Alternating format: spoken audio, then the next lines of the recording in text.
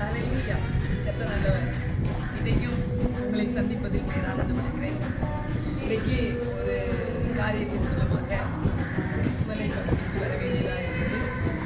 நான் இதுவரை வந்ததில்லை. இன்றைக்கு இந்த இடத்திலே கடந்து வந்ததும் எனக்கு சிறு பிள்ளையாக இருக்கும் போதே ஒரு ஆசை.